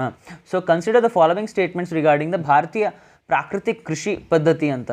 ಸೊ ಏನಿದು ಭಾರತೀಯ ಪ್ರಾಕೃತಿಕ ಕೃಷಿ ಪದ್ಧತಿಯ ಬಗ್ಗೆ ಕೆಳಗಿನ ಹೇಳಿಕೆಗಳನ್ನು ಗಮನಿಸಿ ಅಂತ ಪ್ರಶ್ನೆ. ಸೊ ಏನಿದು first statement, it is a sub scheme of Pradhan Mantri Fasal Bima Yojana ಅಂತ ಮೊದಲನೇ ಸ್ಟೇಟ್ಮೆಂಟ್. ಎರಡನೇದು, it will promote traditional indigenous practices. Third, it emphasises on exclusion of synthetic chemical inputs. And option D, under ಭಾರತೀಯ ಪ್ರಾಕೃತಿಕ ಕೃಷಿ ಪದ್ಧತಿ the financial assistance will be given for 3 years for cluster formation ಅಂತ ಇಲ್ಲಿ ಹೇಳಿದ್ದಾರೆ. So ಇದೇನಪ್ಪ, ನೀವು ಇದನ್ನು ಸಿಂಪಲ್ ಎಲಿಮಿನೇಷನ್ ಟ್ರಿಕ್ಕಿಂದ ಕೂಡ ಇದನ್ನು ಸಾಲ್ವ್ ಮಾಡ್ಬೋದು. ಸೊ ಏನಿದು ಸಿಂಪಲ್ ಎಲಿಮಿನೇಷನ್ ಟ್ರಿಕ್ ಅಂತಂದರೆ, ಒಂದನೇದು ಭಾರತೀಯ ಪ್ರಾಕೃತಿಕ ಕೃಷಿ ಪದ್ಧತಿ ಅಂತ ಹೇಳಿದ್ದಾರೆ. ಏನಿದು ಭಾರತೀಯ ಪ್ರಾಕೃತಿಕ ಅಂತಂದರೆ ನ್ಯಾಚುರಲ್ ಫಾರ್ಮಿಂಗ್ ಪದ್ಧತಿಯನ್ನು ಯೂಸ್ ಮಾಡಿಕೊಂಡು ನಾವಿಲ್ಲಿ ಮಾಡಬೇಕಂತ. ಸೊ ಇದನ್ನು ಸಬ್ ಸ್ಕೀಮ್ ಆಫ್ ಪ್ರಧಾನ ಮಂತ್ರಿ ಫಸಲ್ ಬಿಮಾ ಯೋಜನಾ ಅಂತ. ಫಸಲ್ ಬಿಮಾ ಯೋಜನಾ ಅಂತಂದ್ರೇನು, ಇನ್ಶೂರೆನ್ಸ್, ಕ್ರಾಪ್ ಇನ್ಶೂರೆನ್ಸಿಗೆ ಅಂತ ಇದು ಸ್ಕೀಮ್ ಮಾಡಿರೋದು. ಸೊ ಇದು ಪ್ರಾಕೃತಿಕ ಪದ್ಧತಿ, ಫಸಲ್ ಬಿಮಾದು ಸಬ್ ಸ್ಕೀಮ್ ಅಂತೂ ಆಗೋಕ್ಕಾಗಲ್ಲ ಅಂತ ಅನಿಸುತ್ತೆ. ಸೊ ಅದನ್ನು ನೀವು ಎಲಿಮಿನೇಟ್ ಮಾಡ್ಬೋದು. ಸೊ ಒಂದೇ ಸ್ಟೇಟ್ಮೆಂಟನ್ನು ನೀವು ಎಲಿಮಿನೇಟ್ ಮಾಡಿದ ತಕ್ಷಣ ನಿಮ್ಗೆ ಉಳ್ಕೊಳ್ಳೋದು ಆಪ್ಷನ್ ಡಿ ಮಾತ್ರ. 2, 3, 4 ಇದರ ಸರಿಯಾದ ಉತ್ತರ. ಸೊ ಇದನ್ನು ಏನಪ್ಪ, ಇದು ಯಾವುದ್ರದ್ದು ಸಬ್ ಸ್ಕೀಮ್ ಅಂತಂದರೆ, ಪರಂಪರಾಗತ್ ಕೃಷಿ ವಿಕಾಸ್ ಯೋಜನಾ ಏನಿದೆ ಅಲ್ಲ ನಮ್ಮ ಸೆಂಟ್ರದ್ದು, ಅದರದ್ದು ಇದು ಸಬ್ ಸ್ಕೀಮು. ಮತ್ತು ಇದು ಏನು, ಟು ಪ್ರಮೋಟ್ ದ ನ್ಯಾಚುರಲ್ ಫಾರ್ಮಿಂಗನ್ನು ಮಾಡೋದಕ್ಕೆ ನಾವು ಇದನ್ನು ಯೂಸ್ ಮಾಡ್ತೀವಿ. ಸೊ ಇನ್ನೊಂದೇನಪ್ಪ ಇದರ ಎರಡನೇ ಸ್ಟೇಟ್ಮೆಂಟ್ ಅಂತಂದರೆ, it will promote traditional indigenous practices. ಎಲ್ಲ traditional indigenous practices like natural manure use ಮಾಡಿಕೊಂಡು, ಕೌ ಡಂಗನ್ನು, ಕೌ ಯೂರಿನನ್ನು ಅವೆಲ್ಲವನ್ನು ಯೂಸ್ ಮಾಡ್ಕೊಂಡು ಗೊಬ್ಬರ ಮಾಡಿ ಅದನ್ನು ಯೂಸ್ ಮಾಡ್ಕೊಂಡು ನಾವೇನು ಫಾರ್ಮಿಂಗ್ ಮಾಡ್ತೀವಿ ಅದನ್ನು ಇಲ್ಲಿ ಪ್ರಮೋಟ್ ಮಾಡ್ತೀವಿ. ಮತ್ತು it emphasises on exclusion of synthetic and chemical inputs. ಯಾವುದೇ ಕೆಮಿಕಲ್ ಫರ್ಟಿಲೈಸರ್ಸ್ ಏನಿರ್ತೀವಿ ಅದನ್ನು ನಾವಿಲ್ಲಿ ಎಕ್ಸ್ಕ್ಲೂಡ್ ಮಾಡ್ತೀವಿ, ಅದನ್ನು ಯೂಸ್ ಮಾಡಲ್ಲ. ಸೊ ಮತ್ತು ಇದರಲ್ಲಿ 3 years ಆಫ್ ಕ್ಲಸ್ಟರ್ ಫಾರ್ಮೇಷನ್ಗೆ ಫೈನಾನ್ಷಿಯಲ್ ಅಸಿಸ್ಟೆನ್ಸ್ ಕೂಡ ನಾವಿಲ್ಲಿ ಪ್ರೊವೈಡ್ ಮಾಡ್ತೀವಿ. ಸೊ ಇದನ್ನು ಎಲ್ಲೆಲ್ಲಿ ಇಂಪ್ಲಿಮೆಂಟ್ ಮಾಡ್ತಿದ್ದಾರೆ ಅಂತಂದರೆ, ಕೇರಳ, ಕರ್ನಾಟಕ, ಆಂಧ್ರ ಪ್ರದೇಶ್, ಗುಜರಾತ್ ಮತ್ತು ಹಿಮಾಚಲ್ ಪ್ರದೇಶಲ್ಲಿ ಇದನ್ನು ನಾವು ಇಂಪ್ಲಿಮೆಂಟ್ ಮಾಡ್ತಿದ್ದೀವಿ. ಸೊ ಐ ಹೋಪ್ ಇಲ್ಲಿ ಎಲ್ಲವೂ ಕವರ್ ಆಗಿದೆ ಅಂತ ಅನ್ಕೋತೀನಿ. ಮತ್ತು ಇದು ಮಾರ್ಚ್ ಕರೆಂಟ್ ಅಫೇರ್ಸಿಂದ ಬಂದಿರೋದು ಪ್ರಶ್ನೆ. ಸೊ ನಿಮಗೆ ಏನೇ ಡೌಟ್ಸ್ ಮತ್ತು ಕ್ವೆರೀಸ್ ಇದ್ದರೂ ಕಮೆಂಟ್ ಸೆಕ್ಷನಲ್ಲಿ ಕಮೆಂಟ್ ಮಾಡಿ. ಸೊ ಬನ್ನಿ 34th ಪ್ರಶ್ನೆ ಯಾವುದಂತ ನೋಡೋಣ. ಏನಿದು NASA's VIPER mission. NASA's VIPER mission is to explore ಅಂತ ಹೇಳಿದ್ದಾರೆ. ಏನು? Moon south pole, option A moon south pole ಚಂದ್ರನ ದಕ್ಷಿಣ ಧ್ರುವ, ಮತ್ತು ಮಾರ್ಸ್ ಸೌತ್ ಪೋಲ್ ಮಂಗಳ ಗ್ರಹದ ದಕ್ಷಿಣ ಧ್ರುವ, ಮತ್ತು ಜುಪಿಟರ್ ಗುರು ಗ್ರಹದ ದಕ್ಷಿಣ ಧ್ರುವ, ಮತ್ತು ಮರ್ಕ್ಯುರಿ ಸೌತ್ ಪೋಲ್ ಬುಧ ಗ್ರಹದ ದಕ್ಷಿಣ ಧ್ರುವವನ್ನು ಎಕ್ಸ್ಪ್ಲೋರ್ ಮಾಡೋದಕ್ಕೆ ಅಥವಾ ಇದನ್ನು ಅನ್ವೇಷಿಸಲು ಯೂಸ್ ಮಾಡ್ತಾರೆ ಅಂತ ಪ್ರಶ್ನೆ. ಸೊ ಏನಿದು ಆನ್ಸರ್ ಏನಪ್ಪ ಅಂತಂದರೆ ಮೂನ್ ಸೌತ್ ಪೋಲ್. ಏನಿದು ನಾಸಾಸ್ ವೈಪರ್ ಅಂತಂದರೆ ಅಬ್ರಿವೇಷನ್ ಏನಪ್ಪ ಅಂತಂದರೆ volatile investigating polar exploration rover ಅಂತ. ಸೊ ಇದೊಂದು ರೋವರು ಮೂನಿನ ಸೌತ್ ಪೋಲನ್ನು ಎಕ್ಸ್ಪ್ಲೋರ್ ಮಾಡೋದಕ್ಕೆ ಅನ್ವೇಷಿಸಲು ಇದನ್ನು ಯೂಸ್ ಮಾಡ್ತೀವಿ. ಸೊ ಅದೇ ರೀತಿ ಮಾರ್ಸನ್ನು ಮಾರ್ಸ್ ಮಿಷನ್ ಯಾವುದಪ್ಪ ಅಂತಂದರೆ ಪರ್ಸಿವರೆನ್ಸ್ ರೋವರ್ ಏನಿದೆ ಅದನ್ನು ನಾವು ಯೂಸ್ ಮಾಡಿಕೊಂಡು ಮಾರ್ಸ್ ಬಗ್ಗೆ ನೋಡ್ತೀವಿ. ಅದೇ ರೀತಿ ಜುಪಿಟರಿಗೆ ಜೂನೋ ಮಿಷನ್ ಏನಿದೆ ಅದನ್ನು ನಾವು ಯೂಸ್ ಮಾಡ್ಕೊಂಡು ನಾಸಾಸ್ ಜೂನೋ ಮಿಷನ್ ಏನಿದೆ ಅದನ್ನು ನಾವು ಯೂಸ್ ಮಾಡ್ತೀವಿ. ಸೊ ಅದೇ ಮೆರ್ಕ್ಯೂರಿಗೆ ಮೆಸೆಂಜರ್ ಮಿಷನನ್ನು ನಾವಿಲ್ಲಿ ಯೂಸ್ ಮಾಡ್ತೀವಿ. ಸೊ ಯಾವಾಗಲೂ ನೀವು ನೋಡ್ಕೊಳ್ಳಿ, ಈ ನೆಕ್ಸ್ಟ್ ಏನು ಆಪ್ಷನ್ಸ್ ಇದೆ ಇದರಿಂದ ಕೂಡ ನೆಕ್ಸ್ಟ್ ಎಕ್ಸಾಮಿಗೆ ಪ್ರಶ್ನೆ ಬರ್ಬೋದು. ಸೊ ಈ ರೀತಿ ನೀವು ಪ್ರಿಪೇರ್ ಆಗಿ ಮತ್ತು ಅನಾಲಿಸಿಸ್ ಮಾಡಿ. ಸೊ ಇದೇ ರೀತಿ ಎಲ್ಲ ಸ್ಪೇಸ್ ಮಿಷನ್ಸ್ ಏನಿದೆ, ಯಾವ್ಯಾವ ಟೆಕ್ನಾಲಜಿ ಯೂಸ್ ಮಾಡ್ತಾರೆ, ಅದರದ್ದು ರಿಲೇಟೆಡ್ ಮಿಷನ್ಸ್ ಎಲ್ಲವೂ ಯಾವ್ಯಾವ ಇದ್ದಾವೆ ಅದ್ರ ಬಗ್ಗೆ ಕೂಡ ನೀವು ಒಂದು ಸಪ್ರೇಟ್ ಲಿಸ್ಟ್ ಮಾಡಿಕೊಂಡು ಅದನ್ನು ಪ್ರಿಪೇರ್ ಮಾಡಿ. ಸೊ ಬನ್ನಿ 35th ಕ್ವಶನ್ ಅನ್ನು ನೋಡೋಣ. ಏನಿದು 35ನೇ ಪ್ರಶ್ನೆ ಅಂತಂದರೆ scientist have discovered a moss species named Bryum bharatiensis ಅಂತ. ಸೊ ಏನಿದು ಬ್ರಯಮ್ ಭರಟೆನೆಸಿಸ್ ಅಂದರೆ ಎಲ್ಲಿ ಡಿಸ್ಕವರ್ ಮಾಡಿದ್ದಾರೆ ಅಂತ ಪ್ರಶ್ನೆ. So option A Himalayas, option B western Ghats, option C Antarctica, option D Madagascar. So ಯಾವುದು ಇದರ ಸರಿಯಾದ ಉತ್ತರ ಅಂತ ಕೇಳಿದ್ದಾರೆ. ಸೊ ಇದರ ಸರಿಯಾದ ಉತ್ತರ ಯಾವುದಪ್ಪ ಅಂತಂದರೆ ಅಂಟಾರ್ಟಿಕಾ. ರೀಸೆಂಟ್ಲಿ ಸೈಂಟಿಸ್ಟ್ ಏನು ಮಾಡಿದ್ದಾರೆ, ಒಂದು ಸಪ್ರೇಟ್ ಮಾಸ್ ಜಾತಿಯ ಒಂದು ಸಪ್ರೇಟ್ ಸ್ಪೀಸೀಸನ್ನು ಅಂಟಾರ್ಟಿಕಾದಲ್ಲಿ ಅವರು ಕಂಡುಹಿಡಿದಿದ್ದಾರೆ. ಯಾವುದದು? ಅದೇ ಬ್ರಯಮ್ ಭರಟೆನೆಸಿಸ್. ಓಕೆ, ಸೊ ಈ ಥರ ಯಾವುದೇ ಒಂದು ಹೊಸ ಸ್ಪೀಸೀಸ್ ಏನಾದರೂ ಡಿಸ್ಕವರ್ ಆದರೆ ಅದು ಸಿಕ್ಕಾಪಟ್ಟೆ ಇಂಪಾರ್ಟೆಂಟ್ ಆಗಿರುತ್ತೆ. ನೆಕ್ಸ್ಟ್ ಬರೋ ಎಕ್ಸಾಮ್ಗಳಲ್ಲೂ ಕೂಡ ಆ ಪ್ರಶ್ನೆ ಬರ್ಬೋದು. ಸೊ ಅದೇ ರೀತಿ ರೀಸೆಂಟಾಗಿ ಏನಾಗಿದೆ, ಒಂದು ಸಪ್ರೇಟ್ ಫ್ರಾಗನ್ನು ಡಿಸ್ಕವರ್ ಮಾಡಿದ್ದಾರೆ. ಎಲ್ಲಿ? ವೆಸ್ಟರ್ನ್ ಘಾಟ್ಸಲ್ಲಿ. ಅದರ ಹೆಸರೇನು? ಸೊ ಮಿನೇವರಿಯಾ ಪೆಂಟಲಿ ಏನಿದೆ ಇದು ಒಂದು ಫ್ರಾಗ್ ಸ್ಪೀಸೀಸು. ರೀಸೆಂಟಾಗಿ ಸೆಪ್ಟೆಂಬರ್ ತಿಂಗಳಲ್ಲಿ ಅದನ್ನು ಕಂಡುಹಿಡಿದಿದ್ದಾರೆ. ಎಲ್ಲಿ? ವೆಸ್ಟರ್ನ್ ಘಾಟ್ಸಲ್ಲಿ. ಸೊ ಇದು ನಿಮ್ಮ ಪ್ರಾಬಬಲ್ ಕ್ವಶನ್ ನೆಕ್ಸ್ಟ್ ಬರೋ ಎಕ್ಸಾಮ್ಸ್ಗಳಲ್ಲಿ. ಸೊ ಈ ರೀತಿ ನೀವು ಎಲ್ಲವನ್ನು ಲಿಂಕ್ ಮಾಡಿಕೊಂಡು ಯಾವ್ಯಾವ ಡಿಸ್ಕವರ್ಡ್ ಮಾಡಿರ್ತಾರೆ ಒಂದಕ್ಕೊಂದು ಲಿಂಕ್ ಮಾಡ್ಕೊಂಡು ನಿಮ್ಮ ಕರೆಂಟ್ ಅಫೇರ್ಸ್ ಪ್ರಿಪೇರ್ ಮಾಡ್ಕೊಳ್ಳಿ. ಮತ್ತು ಎಲ್ಲ ಸಬ್ಜೆಕ್ಟ್ಸ್ ಕೂಡ ಅದೇ ರೀತಿ ಪ್ರಿಪೇರ್ ಮಾಡಿದರೆ ನೀವು ಸಕ್ಸಸ್ ಆಗುವ ಚಾನ್ಸಸ್ಸು ಇನ್ಕ್ರೀಸ್ ಆಗುತ್ತೆ. ಸೊ ಬನ್ನಿ 36th ಕ್ವಶನ್ ಯಾವುದಂತ ನೋಡೋಣ. ಸೊ ಏನಿದು 36th question? The term two deoxy D glucose is related to which among the following ಅಂತ. 2-deoxy-D-ಗ್ಲೂಕೋಸ್ ಈ ಪದವು ಯಾವುದರ ಜೊತೆ ಸಂಬಂಧಿಸಿದೆ ಅಂತ ಪ್ರಶ್ನೆ. ಸೊ ಒಂದನೇದು ಆ್ಯಂಟಿಸೆಪ್ಟಿಕ್ ಕ್ರೀಮ್, ಎರಡನೇದು anti fungal drug, third anti COVID drug, fourth anti bacterial drug ಅಂತ. ಸೊ ಏನಿದು ಇದರ ಸರಿಯಾದ ಉತ್ತರ ಯಾವುದಪ್ಪ ಅಂತಂದರೆ ಆ್ಯಂಟಿ ಕೋವಿಡ್ ಡ್ರಗ್. ಇದು 2-deoxy-D-ಗ್ಲೂಕೋಸ್. ಇದು ಏನಪ್ಪ, ಈ ಡ್ರಗ್ಗನ್ನು ಯಾರು ಮಾಡಿರೋದು? ಬೈ DRDO ಮತ್ತು ಡಾಕ್ಟರ್ ರೆಡ್ಡಿ ಲ್ಯಾಬ್ಸ್ ಅಂತೇನಿದೆ, ಇವರೆರಡು ಕೊಲ್ಯಾಬ್ರೇಟ್ ಮಾಡಿ ನಮಗೆ ಈ ಡ್ರಗ್ಗನ್ನು ಮಾಡಿದ್ದಾರೆ. ಸೊ ಇದನ್ನು ಏನು ಮಾಡುತ್ತೆ? ವೈರಸ್ಸನ್ನು ರೆಪ್ಲಿಕೇಟ್ ಆಗೋದನ್ನು ತಡೆಯುತ್ತೆ. ಕೋವಿಡ್ ವೈರಸ್ ಏನಿದೆ ಅದನ್ನು ರೆಪ್ಲಿಕೇಟ್ ಆಗೋದನ್ನು ತಡೆಯುತ್ತೆ. ಮತ್ತು ಆಕ್ಸಿಜನ್ ಏನು ಡೆಫಿಷಿಯನ್ಸಿ ಇತ್ತಲ್ಲ, ಆಕ್ಸಿಜನ್ನಿನ ಕೊರತೆ ಏನು ಬಂದಿತ್ತು ನಮ್ಮ ದೇಶದಲ್ಲಿ, ಅದನ್ನು ಅಡ್ರೆಸ್ ಮಾಡೋದಕ್ಕೆ 2-deoxy-D-ಗ್ಲೂಕೋಸನ್ನು ಯೂಸ್ ಮಾಡಿಕೊಂಡು ಈ DRDO ಮತ್ತು ರೆಡ್ಡಿ ಲ್ಯಾಬ್ಸ್ದವರು ಈ ಡ್ರಗ್ಗನ್ನು ಅವರು ಕಂಡುಹಿಡಿದಿದ್ದಾರೆ. ಅದಕ್ಕೆ ಇದು ಒಂದು ಇಂಪಾರ್ಟೆಂಟ್ ಪ್ರಾಬಬಲ್ ಕ್ವಶನ್. ಮತ್ತು ಇದೇ ರೀತಿ ಎಲ್ಲ ಕೋವಿಡ್ ರಿಲೇಟೆಡ್ ಯಾವುದೇ ಹೊಸ ಡ್ರಗ್ ಬಂದಿತ್ತು ಅಥವಾ ಏನೇ ಹೊಸ ಇನ್ವೆನ್ಷನ್ ಆಗಿತ್ತು ಅಥವಾ ಏನೇ ಒಂದು ಡಿಸ್ಕವರಿ ಆಗಿತ್ತು ಅಂತಂದರೂ ಅದ್ರ ಬಗ್ಗೆ ನೀವು ನೋಟ್ ಡೌನ್ ಮಾಡಿಕೊಂಡು ಅದನ್ನು ಕರೆಕ್ಟಾಗಿ ಪ್ರಿಪೇರ್ ಮಾಡ್ಕೊಳ್ಳಿ. ಸೊ ಬನ್ನಿ 37th ಪ್ರಶ್ನೆ ಯಾವುದು, 37th ಕ್ವಶನ್ ಯಾವುದು ಅಂತ ನೋಡೋಣ. Consider the following statements and choose the correct ones ಅಂತ ಇಲ್ಲಿ ಹೇಳಿದ್ದಾರೆ. ಸೊ ಒಂದನೇ ಸ್ಟೇಟ್ಮೆಂಟ್ ಏನು? Agni P is a nuclear capable ballistic missile. ಹೌದು. ಸೊ ಎರಡನೇದೇನು? It was tested by DRDO ಅಂತ ಎರಡನೇ ಸ್ಟೇಟ್ಮೆಂಟು. ಥರ್ಡ್ ಸ್ಟೇಟ್ಮೆಂಟ್ ಏನು? It is a canisterized missile with range capability of 1000 to 2000 kilometre ಅಂತ ಥರ್ಡ್ ಸ್ಟೇಟ್ಮೆಂಟ್ ಹೇಳಿದ್ದಾರೆ. So ಮೂರು statements ಇದರದ್ದು ಸರಿಯಾಗಿದೆ. ಏನಿದು? ಅಗ್ನಿ ಪಿ ಅಂತಂದರೆ ಅಗ್ನಿ ಪ್ರೈಮ್ ಅಂತ. ಇದು ಒಂದು ಅಡ್ವಾನ್ಸ್ಡ್ ವರ್ಷನ್ ಆಫ್ ಅಗ್ನಿ 1 ಏನಿತ್ತು ಶಾರ್ಟ್ ರೇಂಜ್ ಮಿಸೈಲ್ ಇತ್ತು.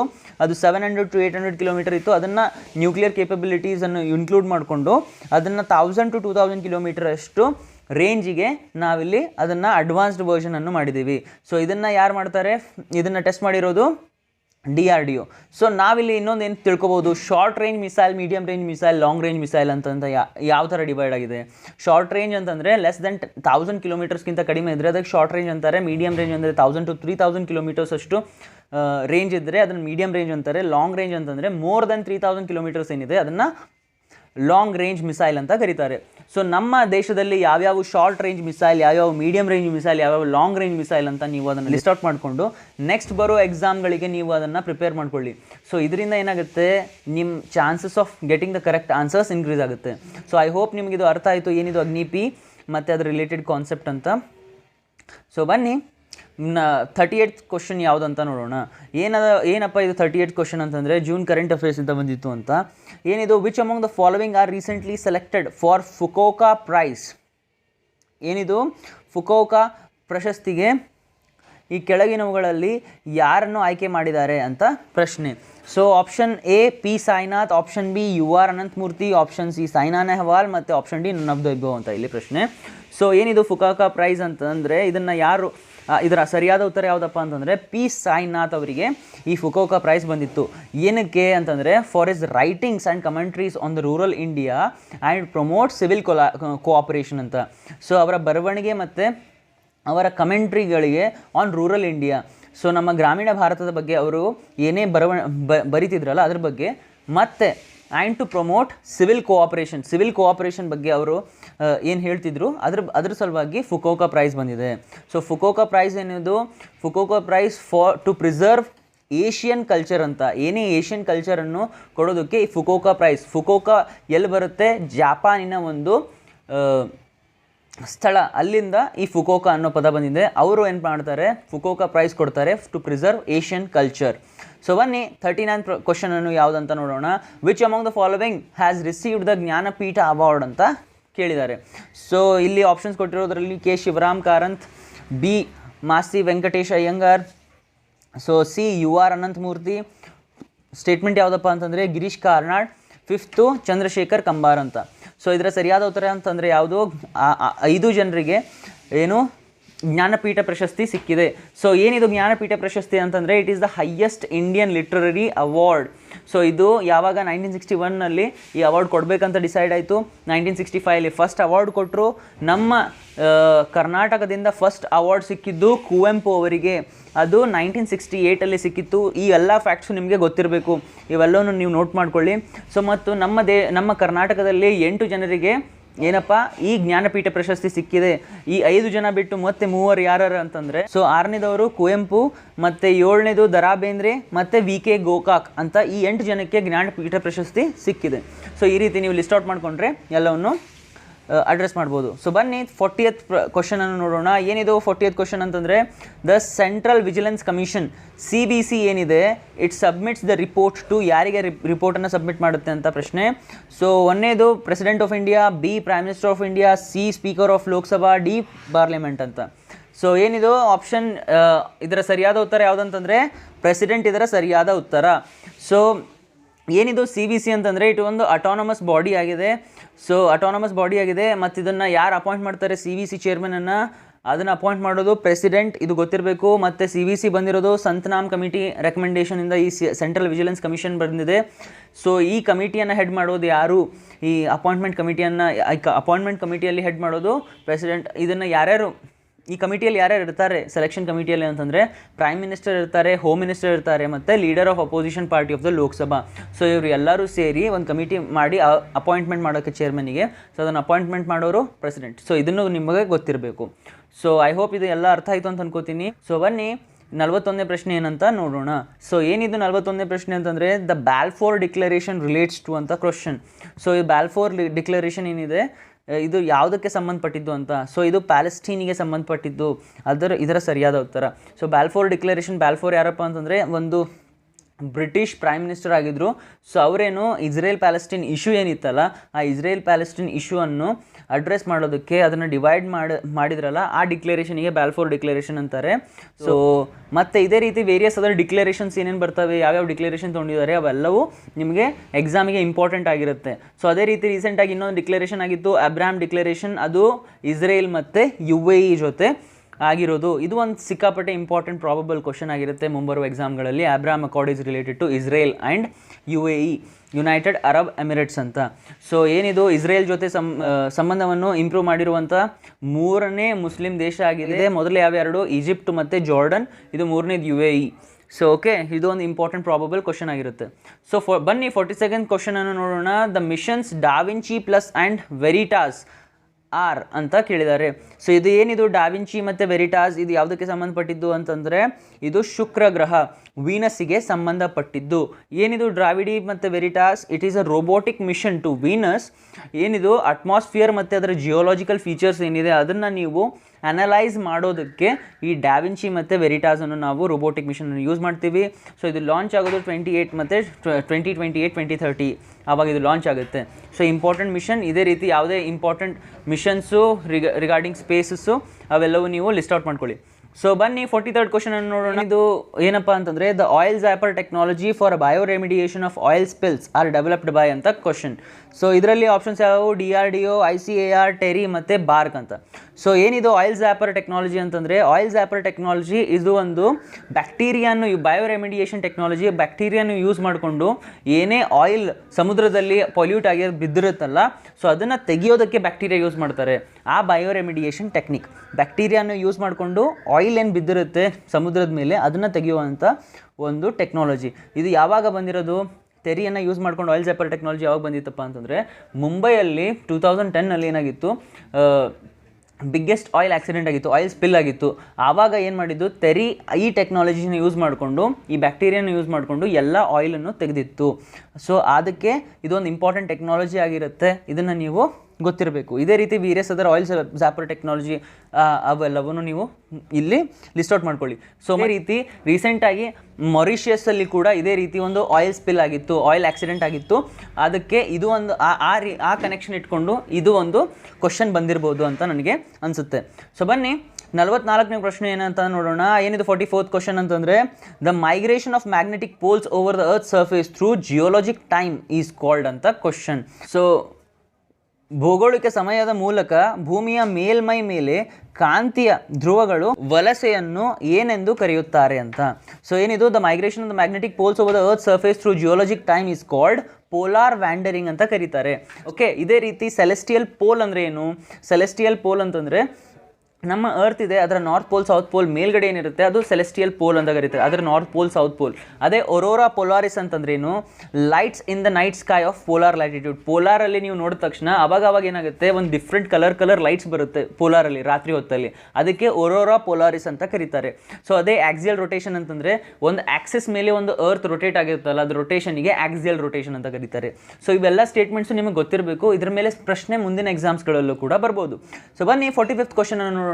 ಸೊ ಏನಿದು 45th ಕ್ವಶನ್ ಅಂತಂದ್ರೇನು? The factors responsible for the formation of cyclones in the ಬೇ ಆಫ್ ಬೆಂಗಾಲ್ ಆರ್. ಏನೇನು ಫ್ಯಾಕ್ಟರ್ಸ್ ಬೇ ಆಫ್ ಬೆಂಗಾಲಲ್ಲಿ ಏನಪ್ಪ ಸೈಕ್ಲೋನ್ಸ್ ಬರೋದಕ್ಕೆ ಏನೇನು ಫ್ಯಾಕ್ಟರ್ಸ್ ಆಗಿರುತ್ತೆ ಅಂತ ಕ್ವಶನ್ನು. ಆಪ್ಷನ್ಸ್ ಯಾವ ಇಲ್ಲಿ ಸ್ಟೇಟ್ಮೆಂಟ್ಸ್ ಏನೇನು? ಒಂದನೇದು ಲೋ ಪ್ರೆಷರ್ ಅಂತ ಹೇಳಿದ್ದಾರೆ, ಎರಡನೇದು ಲೋ ಸಿ ಸರ್ಫೇಸ್ ಟೆಂಪ್ರೇಚರ್ ಅಂತ ಹೇಳಿದ್ದಾರೆ, ಥರ್ಡು ಸ್ಲಗಿಶ್ ವಿಂಡ್ಸ್. ಇವೆಲ್ಲ ಕಾರಣಗಳಾಗಿರುತ್ತಾ ಸೈಕ್ಲೋನ್ ಆಗೋದಕ್ಕೆ ಅಂತ ಇಲ್ಲಿ ಕೇಳಿದ್ದಾರೆ ಬೇ ಆಫ್ ಬೆಂಗಾಲಲ್ಲಿ. ಸೊ ಇದರ ಆನ್ಸರ್ಸ್ ಏನೇನು, ಯಾವ್ಯಾವ ಇದರ ಆನ್ಸರ್ ಏನಪ್ಪ ಅಂತಂದರೆ, answer 1 and 3 low sea surface temperature ಆಗಿರೋಕ್ಕಾಗಲ್ಲ. ಏನೇನು ರೀಸನ್ಸ್ ಅಂತ ನಾನು ಇಲ್ಲಿ ಹೇಳ್ತೀನಿ ಕೇಳಿ. ಒಂದನೇದು ಲೋ ಪ್ರೆಷರ್, ಎರಡನೇದು ಸ್ಲಗಿಶ್ ವಿಂಡ್ಸ್, ಏನು ನಿಧಾನವಾಗಿ ಮಂದವಾದ ಗಾಳಿ, ಮತ್ತು ಮೂರನೇದು ವಾರ್ಮ್ ಏರ್ ಕರೆಂಟ್ ಆಗಿರುತ್ತೆ, ನಾಲ್ಕನೇದು ಹೈ ಹ್ಯೂಮಿಡಿಟಿ ಸಿಕ್ಕಾಪಟ್ಟೆ ಜಾಸ್ತಿ ಇರುತ್ತೆ, ಹೈ ಟೆಂಪ್ರೇಚರು ಮತ್ತು ಕೋರಿಯಾಲಿಸ್ ಫೋರ್ಸ್. ಆ್ಯಂಟಿ ಕ್ಲಾಕ್ ವೈಸ್ ಮೂಮೆಂಟಲ್ಲಿ ಏನು ವಿಂಡ್ಸ್ ಫ್ಲೋ ಆಗ್ತವೆ ಅಥವಾ ಕೋರಿಯಾಲಿಸ್ ಫೋರ್ಸ್ದಿಂದ ಆ್ಯಂಟಿ ಕ್ಲಾಕ್ ವೈಸಿಗೆ ಮೂವ್ ಆಗುತ್ತೆ ವಿಂಡು. ಆ್ಯಂಟಿ ಕ್ಲಾಕ್ ವೈಸ್ ಏನಪ್ಪ ಅಂತಂದರೆ ಈ ಕ್ಲಾಕ್ ಈ ಥರ ಮೂವ್ ಆಗುತ್ತಲ್ಲ, ಈ ರೊಟೇಷನಿಗೆ ಕ್ಲಾಕ್ ವೈಸ್ ಅಂತಾರೆ. ಅದೇ ರೀತಿ ಆ್ಯಂಟಿ ಕ್ಲಾಕ್ ವೈಸ್ ಅಂದರೆ ಈ ಥರ ಮೂವ್ ಆಗುತ್ತೆ. ಓಕೆ, ಸೊ ಇದು ಕೋರಿಯಾಲಿಸ್ ಫೋರ್ಸ್ ಕೂಡ ಒಂದು ಇಂಪಾರ್ಟೆಂಟ್ ರೀಸನ್ ಆಗಿದೆ. ಸೊ ಬನ್ನಿ ಐ ಹೋಪ್ ಇದು ಎಲ್ಲ ಅರ್ಥ ಆಯಿತು. ಏನೇನು ಫ್ಯಾಕ್ಟರ್ಸ್ ರೆಸ್ಪಾನ್ಸಿಬಲ್ ಆಗಿರುತ್ತೆ ಸೈಕ್ಲೋನ್ಸ್ ಫಾರ್ಮೇಷನ್ ಇನ್ ದ ಬೇ ಆಫ್ ಬೆಂಗಾಲ್, ಅದೇ ರೀತಿ ಅರೇಬಿಯನ್ ಸೀಗೆ ಏನೇನು ಫ್ಯಾಕ್ಟರ್ಸ್ ಇರುತ್ತೆ ಅದನ್ನು ನೀವು ಗೊತ್ತಿರಬೇಕು. ಮತ್ತು ಸೈಕ್ಲೋನ್ಸ್ ಫಾರ್ಮ್ ಆಗೋದಕ್ಕೆ ಏನೇನು ರೀಸನ್ಸ್ ಇದೆ, ಯಾವ ರೀತಿಯಲ್ಲಿ ಸೈಕ್ಲೋನ್ಸ್ ಫಾರ್ಮ್ ಆಗುತ್ತೆ ಅದನ್ನು ಕೂಡ ನೀವಿಲ್ಲಿ ತಿಳ್ಕೊಳ್ಳಿ. ಸೊ ಬನ್ನಿ 46 ಕ್ವಶನ್ ನೋಡೋಣ. ಏನಿದೆ 46 question? The headquarters of the UNHRC, united nations human rights council ಏನಿದೆ ಅದರ ಹೆಡ್ ಕ್ವಾರ್ಟರ್ಸ್ ಎಲ್ಲಿದೆ ಅಂತ ಇಲ್ಲಿ ಪ್ರಶ್ನೆ. ಆನ್ಸರ್ ಏನಪ್ಪ ಇದರದ್ದು? ಜನೀವಾ ಇದರ ಸರಿಯಾದ ಉತ್ತರ. ಸೊ ಅದೇ ರೀತಿ ಪ್ಯಾರಿಸಲ್ಲಿ ಯಾವ ಆರ್ಗನೈಸೇಷನ್ ಅಥವಾ ಯಾವ ಕೌನ್ಸಿಲ್ದ ಹೆಡ್ ಕ್ವಾರ್ಟರ್ ಇದೆ ಅದನ್ನು ನಿಮ್ಗೆ ಗೊತ್ತಿರಬೇಕು. ಲಂಡನಲ್ಲಿ ಏನಿದೆ, ನ್ಯೂಯಾರ್ಕಲ್ಲಿ ಏನಿದೆ ಅದನ್ನು ನೀವು ನೋಡ್ಕೊಳ್ಳಿ. ಸೊ ಅದೇ ರೀತಿ ಇಂಡಿಯಾ ಏನಾಗಿದೆ, ರೀಸೆಂಟಾಗಿ UNHRCಗೆ ರಿಎಲೆಕ್ಟ್ ಆಗಿದೆ ಫಾರ್ 3 years ಟರ್ಮ್. ಇದು ಒಂದು ಇಂಪಾರ್ಟೆಂಟ್ ಕರೆಂಟ್ ಅಫೇರ್ ಆಗಿದೆ. ನೆಕ್ಸ್ಟ್ ಕ್ವಶನಲ್ಲಿ ಇದು ಕೂಡ ನೆಕ್ಸ್ಟ್ ಎಕ್ಸಾಮಲ್ಲಿ ಬರ್ಬೋದು. ಸೊ ನೀವು ಇದನ್ನೆಲ್ಲವೂ ಲಿಸ್ಟ್ ಔಟ್ ಮಾಡ್ಕೊಳ್ಳಿ. ಏನಿದು UNHRC, ಏನಿದು United Nation human rights council, ಅದರಲ್ಲಿ ಇಂಡಿಯಾದೇನು ಸೇ ಇದೆ, ಅವೆಲ್ಲವೂ ನೀವು ರೀಸೆಂಟಾಗಿ ಇಂಟರ್ನ್ಯಾಷನಲ್ ಆರ್ಗನೈಸೇಷನ್ ರಿಲೇಟೆಡ್ ಎಲ್ಲವುದನ್ನು ಲಿಸ್ಟ್ ಔಟ್ ಮಾಡ್ಕೊಳ್ಳಿ. ಸೊ ಬನ್ನಿ 47 ಕ್ವಶನ್ ನೋಡೋಣ. ಏನಿದೆ 47 question? Which among the following countries are part of quad grouping? Quad ಗುಂಪುಗಾರಿಕೆ ಭಾಗವಾಗಿ ಈ ಕೆಳಗಿನವುಗಳು ಯಾವ ದೇಶಗಳಿದೆ ಅಂತ. ಸೊ ಏನಿದು ಸ್ಟೇಟ್ಮೆಂಟ್ ಇದೆ? India, USA, Japan, Australia, Russia ಮತ್ತು ಜರ್ಮನಿ. ಸೊ ಇದನ್ನು ಈಸಿಯಾಗಿ ನೀವು ಕ್ವಾಡ್ ದೇಶಗಳು ಯಾವ್ಯಾವು, ಅದನ್ನು ಎದಕ್ಕೆ ಯೂಸ್ ಮಾಡಿದ್ದಾರೆ ಅಂತ ನೀವು ನೋಡಿಕೊಂಡ್ರೆ ಈಸಿಯಾಗಿ ಇದನ್ನು ಎಲಿಮಿನೇಟ್ ಮಾಡ್ಬೋದು. ಸೊ ಕ್ವಾಡಲ್ಲಿ ಅಗೇನ್ಸ್ಟ್ ಚೈನಾ ಬರುತ್ತೆ, ಇದಕ್ಕೆ 4 ದೇಶ ಬರುತ್ತೆ: ಇಂಡಿಯಾ, USA, ಜಪಾನ್ ಮತ್ತು ಆಸ್ಟ್ರೇಲಿಯಾ. 1 2 3 4 ಇದರ ಸರಿಯಾದ ಉತ್ತರ. ರಷ್ಯಾ ಮತ್ತು ಜರ್ಮನಿ ಇದರ ಪಾರ್ಟ್ ಇಲ್ಲ. ಸೊ ಏನಿದು ಈ ಕ್ವಾಡ್ ಗ್ರೂಪಿಂಗ್ ಅವ್ರು ಏನು ಮಾಡ್ತಾರೆ? ಅಗೇನ್ಸ್ಟ್ ಚೈನಾದ ಏನು ಡಾಮಿನೆನ್ಸ್ ಇದೆ ಇಂಡಿಯನ್ ಓಷನ್ ರೀಜನಲ್ಲಿ, ಅದನ್ನು ನೆಗೇಟ್ ಮಾಡೋದಕ್ಕೆ, ಅದನ್ನು ಕೌಂಟರ್ ಮಾಡೋದಕ್ಕೆ ಈ ಕ್ವಾಡ್ ಗ್ರೂಪಿಂಗನ್ನು ಮಾಡಿದ್ದಾರೆ. ಸೊ ಈ ಕ್ವಾಡ್ ಗ್ರೂಪ್ ಅವರು ಇನ್ನೊಂದು ನೇವಲ್ ಎಕ್ಸಸೈಸ್ ಕೂಡ ಮಾಡ್ತಾರೆ. ಅದರ ಹೆಸರು ಯಾವುದು? ಮಲಬಾರ್ ಎಕ್ಸಸೈಸ್. ಇದು ನಿಮಗೆ ನೆಕ್ಸ್ಟ್ ಎಕ್ಸಾಮಲ್ಲಿ ಕೂಡ ಬರ್ಬೋದು. ಸೊ ಇದು ರೀಸೆಂಟ್ಲಿ ಕ್ವಾಡ್ ಗ್ರೂಪಿಂಗ್ ಎಲ್ಲಿ ನಡೆದಿದ್ದು ಈ ಕ್ವಾಡ್ ಗ್ರೂಪಿಂಗಿನ ಮೀಟಿಂಗ್ ಅಂತಂದರೆ ರೀಸೆಂಟ್ಲಿ ವಾಷಿಂಗ್ಟನ್ DC USA ನಡೆದಿದ್ದು. ಸೊ ಇದನ್ನು ಕೂಡ ಕೇಳ್ಬೋದು. ಸೊ ಇನ್ನೊಂದೇನಪ್ಪ, ಕ್ವಾಡ್ ಪ್ಲಸ್ ಅಂತ ಕೂಡ ಮಾಡ್ತಿದ್ದಾರೆ 2021 ಅಥವಾ 2022 ಕ್ವಾಡ್ ಪ್ಲಸ್ ಕೂಡ ಮಾಡೋರಿದ್ದಾರೆ. ಸೊ ಅದರಲ್ಲಿ ಯಾವ್ಯಾವ ದೇಶಗಳು ಬರ್ತವೆ? ನ್ಯೂಜಿಲೆಂಡ್, ಸೌತ್ ಕೊರಿಯಾ ಮತ್ತು ವಿಯೆಟ್ನಾಂ, ಅದು ಇಲ್ಲಿ ಬರುತ್ತೆ ಅಂತ ಹೇಳಿದ್ದಾರೆ. ಸೊ ಬನ್ನಿ 48th ಕ್ವಶನನ್ನು ನೋಡೋಣ. What is Winchcombe? ಏನಿದು ವಿಂಚ್ಕಾಮ್ ಅಂತ? ವಿಂಚ್ಕಾಮ್ ಅಂದರೆ ಏನು ಅಂತ. ಸೊ ಇದರ ಆಪ್ಷನ್ಸ್ ಯಾವುವು? ಮೀಟ್ರಾಯ್ಡ್, ಆಂಟಿಸೆಪ್ಟಿಕ್, ಇನ್ವೇಸಿವ್ ಪ್ಲಾಂಟ್ ಮತ್ತು ನ್ಯೂ ಇನ್ಸೆಕ್ಟ್ ಸ್ಪೀಸೀಸ್. ಸೊ ಏನಿದು ವಿಂಚ್ಕಾಮ್ ಅಂತಂದರೆ ಇದು ಒಂದು ಮೀಟ್ರಾಯ್ಡ್ ಇದೆ ಸರಿಯಾದ ಉತ್ತರ. ಸೊ ನಿಮಗೆ ಏನಿದು ವಿಂಚ್ಕಾಮ್ ಅಂತಂದರೆ ರೀಸೆಂಟ್ಲಿ ಒಂದು ಮೀಟ್ರಾಯ್ಡ್ ಹಿಟ್ ಆಯಿತು. ಎಲ್ಲಿ? ವಿಂಚ್ಕಾಮ್ ಅನ್ನೋ ಪ್ಲೇಸಲ್ಲಿ. ವಿಂಚ್ಕಾಮ್ ಎಲ್ಲಿದೆ? ಒಂದು ಯುನೈಟೆಡ್ ಕಿಂಗ್ಡಮ್ ದೇಶದಲ್ಲಿ ಇರುವಂಥ ಒಂದು ಸಣ್ಣ ವಿಲೇಜ್. ಆ ವಿಂಚ್ಕಾಮ್ ವಿಲೇಜಿಗೆ, ಇಂಗ್ಲೆಂಡಲ್ಲಿರುವ ಒಂದು ವಿಂಚ್ಕಾಮ್ ವಿಲೇಜಿಗೆ ಅದು ಮೀಟರಾಯ್ಡ್ ಹಿಟ್ ಆಯಿತು. ಏನಿದು ಮೀಟರಾಯ್ಡ್ ಮತ್ತು ಮೀಟಿಯೋರಿಗೆ ಏನು ಡಿಫ್ರೆನ್ಸು? ಮೀಟರಾಯ್ಡ್ ಅಂತಂದರೆ ನಮ್ಮ ಅರ್ತ್ಸ್ ಅಟ್ಮಾಸ್ಫಿಯರ್, ಸ್ಪೇಸಲ್ಲಿರುವ ಒಂದು ಕಲ್ಲು ಅಂದ್ಕೊಳ್ಳಿ ಅಥವಾ ಬಂಡೆ ಅಂದ್ಕೊಳ್ಳಿ, ಆ ಅದಕ್ಕೆ ಮೀಟಿಯೋರಾಯ್ಡ್ ಅಂತ ಕರೀತಾರೆ. ನಮ್ಮ ಅರ್ತ್ ಅಟ್ಮಾಸ್ಫಿಯರ್ ಒಳಗಡೆ ಬಂದುಬಿಟ್ರೆ ಅದನ್ನು ಮೀಟಿಯೋರ್ ಅಂತ ಕರೀತಾರೆ. ನಮ್ಮ ಅರ್ತಿಗೆ ಏನಾದರೂ ಹಿಟ್ ಆದರೆ ಅದನ್ನೇನು ಕರೀತಾರೆ? ಮೀಟಿಯೋರೈಟ್ ಅಂತ ಕರೀತಾರೆ. ಸೊ ಈ 3 ಡಿಫ್ರೆನ್ಸ್ ನಿಮಗೆ ಗೊತ್ತಿರಬೇಕು. ಇದರಿಂದ ನೆಕ್ಸ್ಟ್ ಕ್ವಶನ್ ಕೂಡ ಬರ್ಬೋದು. ಸೊ ಬನ್ನಿ 49ನೇ ಪ್ರಶ್ನೆಯನ್ನು ನೋಡೋಣ. 49 ಕ್ವಶನ್ ಏನಿದು? 49 question: who heads the national crisis management committee ಅಂತ ಹೇಳಿದ್ದಾರೆ. ಸೊ ಯಾರು ರಾಷ್ಟ್ರೀಯ ಬಿಕ್ಕಟ್ಟು ನಿರ್ವಹಣಾ ಸಮಿತಿಯನ್ನು ಮುಖ್ಯಸ್ಥರಾಗಿದ್ದಾರೆ ಅಂತ ಇಲ್ಲಿ ಪ್ರಶ್ನೆ. ಸೊ ಇದರ ಸರಿಯಾದ ಉತ್ತರ ಯಾವುದು? Cabinet secretary. ಏನಿದು ನ್ಯಾಷನಲ್ ಕ್ರೈಸಿಸ್ ಮ್ಯಾನೇಜ್ಮೆಂಟ್ ಕಮಿಟಿ ಏನಿದು ಮಾಡುತ್ತೆ ಅಂತಂದರೆ ಫಾರ್ ನ್ಯಾಚುರಲ್ ಕೆಲಾಮಿಟಿ, ಯಾವುದೇ ಡಿಸಾಸ್ಟರ್ ಆಗಿರ್ಬೋದು, ನ್ಯಾಷನಲ್ ಕೆಲಾಮಿಟಿ ಆಗಿರ್ಬೋದು, ಅದಕ್ಕೆ ರಿಲೀಫ್ ಮೆಷರ್ಸನ್ನು ಮಾಡುತ್ತೆ ಮತ್ತು ಅದನ್ನು ಮ್ಯಾನೇಜ್ ಯಾವ ಥರ ಮಾಡ್ಬೋದು. ಒಂದು ಪ್ಯಾಂಡಮಿಕ್ ಸಿಚುವೇಶನ್ ಅಂದ್ಕೊಳ್ಳಿ, ಅಥವಾ ಎಲ್ಲೇ ಏನಾದರೂ ನ್ಯಾಚುರಲ್ ಕೆಲಾಮಿಟಿ, ಫ್ಲಡ್ ಬಂದಿದೆ ಅಥವಾ ಏನಂತಾರೆ ಡ್ರಾಟ್ ಆಗಿದೆ, ಅರ್ಥಕ್ವೇಕ್ ಬಂದಿದೆ, ಅದನ್ನೆಲ್ಲ ಆ ಕ್ರೈಸಿಸನ್ನು ಯಾವ ಥರ ಮ್ಯಾನೇಜ್ ಮಾಡಬೇಕು ಅದಕ್ಕೊಂದು ಕಮಿಟಿ ಮಾಡಿದ್ದಾರೆ. ಅದಕ್ಕೆ ನ್ಯಾಷನಲ್ ಕ್ರೈಸಿಸ್ ಮ್ಯಾನೇಜ್ಮೆಂಟ್ ಕಮಿಟಿ ಅಂತಾರೆ. ಅದನ್ನು ಹೆಡ್ ಮಾಡೋದು ಯಾರು? Cabinet secretary. ಸೊ ಇದನ್ನು ನಿಮಗೆ ಗೊತ್ತಿರಬೇಕು. ಸೊ ಬನ್ನಿ 50th ಕ್ವಶನ್ ಏನಂತ ನೋಡೋಣ. ಸೊ ಏನಿದು image formed in front of the retina? ಏನಿದು image formed in front of retina in ಈ ಕೆಳಗಿನವುಗಳಲ್ಲಿ ಯಾವುಗಳಲ್ಲಿ image in front of the retina ಆಗಿರುತ್ತೆ ಅಂತ ಇಲ್ಲಿ ಹೇಳಿದ್ದಾರೆ. ಈ ಕೆಳಗಿನವುಗಳಲ್ಲಿ ಚಿತ್ರವು ರೆಟಿನಾದ ಮುಂಭಾಗದಲ್ಲಿ ರೂಪುಗೊಂಡಿರುತ್ತದೆ ಅಂತ ಇಲ್ಲಿ ಕೇಳಿದ್ದಾರೆ. ಸೊ ಏನಿದು? ಸಮೀಪ ದೃಷ್ಟಿ option A, myopia option B, ಎಂಟು ಕಣ್ಣು ಹೈಪರ್ಮೆಟ್ರೋಪಿಯಾ ಆಪ್ಷನ್ ಸಿ, ದೂರದೃಷ್ಟಿ ಪ್ರೆಸ್ ಬಯೋಪಿಯಾ ಮತ್ತು ಆಪ್ಷನ್ ಡಿ ಇವುಗಳಲ್ಲಿ ಯಾವುದೂ ಇಲ್ಲ ಅಂತ ಇಲ್ಲಿ ಹೇಳಿದ್ದಾರೆ. ಸೊ ಇದರ ಆನ್ಸರ್ ಯಾವುದು? ಮಯೋಪಿಯಾ. ಸಮೀಪ ದೃಷ್ಟಿಯಲ್ಲಿ ಏನಾಗುತ್ತೆ, ಚಿತ್ರವು ರೆಟಿನಾಗಿಂತ ಮುಂಭಾಗದಲ್ಲಿ ರೂಪುಗೊಳ್ಳುತ್ತದೆ. ಹೈಪರ್ ಮೆಟ್ರೋಪಿಯಾದಲ್ಲಿ ಏನಾಗುತ್ತೆ, behind the retina. In front of the retina ಆಗಿತ್ತು, ಅದರ ಬಿಹೈಂಡ್ ದ ರೆಟಿನಾ ಯಾವಾಗುತ್ತೆ, ಗೆಂಟು ಕಣ್ಣು. ಹೈಪರ್ ಮೆಟ್ರೋಪಿಯಾದಲ್ಲಿ ಇದು ಆಗುತ್ತೆ. ಪ್ರೆಸ್ ಬಯೋಪಿಯಾ ಯಾವಾಗುತ್ತೆ, ದೂರದೃಷ್ಟಿ ಯಾವಾಗ ಬರುತ್ತೆ, ಓಲ್ಡ್ ಐಸ್. ಅಂದರೆ ವಯಸ್ಸಾಗ್ತಾ ಹೋದಾಗ ಓಲ್ಡ್ ಐಸ್ ಏನಾಗುತ್ತೆ, ನಮ್ಮ ಕಣ್ಣುಗಳಿಗೆ ಏನು ವಯಸ್ಸಾಗುತ್ತಲ್ಲ ಆವಾಗ ಪ್ರೆಸ್ ಬಯೋಪಿಯಾ ದೂರದೃಷ್ಟಿ ಬರುತ್ತೆ. ಸೊ ಐ ಹೋಪ್ ಇದು ಎಲ್ಲ ಅರ್ಥ ಆಯಿತು ಅಂತ ಅನ್ಕೋತೀನಿ. ನಿಮಗೆ ಈ ಮೇಲೆ ಬರುವ ಕ್ವಶನ್ಗಳಲ್ಲಿ ಯಾವುದೇ ಡೌಟ್ಸ್ ಇತ್ತು, ನನ್ನ ಎಕ್ಸ್ಪ್ಲನೇಷನ್ ಇಲ್ಲದಲ್ಲಿ ಏನಾದರೂ ಡೌಟ್ಸ್ ಇತ್ತು ಅಂತಂದರೆ ನೀವು ಕಮೆಂಟ್ ಸೆಕ್ಷನಲ್ಲಿ ಕಮೆಂಟ್ ಮಾಡಿ. ಸೊ ನಿಮ್ಗೆ ಏನೇ ಡೌಟ್ಸ್ ಇದ್ದರೂ ಅಲ್ಲಿ ಕ್ಲಾರಿಫೈ ಮಾಡೋಣ. ನಿಮಗೇನಾದರೂ ಈ ವಿಡಿಯೋ ಲೈಕ್ ಆಯ್ತು ಅಂದರೆ ಆದಷ್ಟು ಈ ವಿಡಿಯೋನ ಲೈಕ್ ಮಾಡಿ, ಆದಷ್ಟು ನಿಮ್ಮ ಫ್ರೆಂಡ್ಸಿಗೆ ಶೇರ್ ಮಾಡಿ, ಮತ್ತು ಈ ಚಾನಲನ್ನು ಸಬ್ಸ್ಕ್ರೈಬ್ ಮಾಡಿ. ಸೊ ಬನ್ನಿ ನೆಕ್ಸ್ಟ್ ಪಾರ್ಟ್ 3ಯಲ್ಲಿ ಮುಂದೆ ಬರುವ ಕ್ವಶನನ್ನು ನೋಡೋಣ. ಅಲ್ಲಿವರೆಗೂ ಥ್ಯಾಂಕ್ ಯು, ಬಾಯ್ ಬಾಯ್.